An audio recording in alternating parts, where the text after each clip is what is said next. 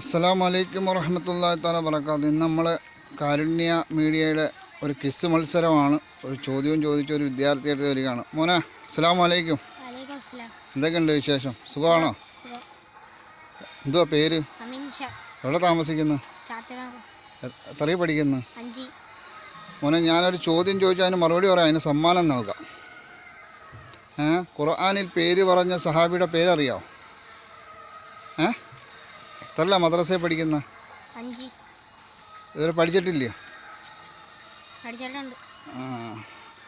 അപ്പോൾ ഖുർആനിൽ പേര് പറഞ്ഞ സഹാബിയുടെ പേര് അറിയത്തില്ല അല്ലേ? വേറെ ആൾ ചോദിക്കും. അസ്സലാമു അലൈക്കും.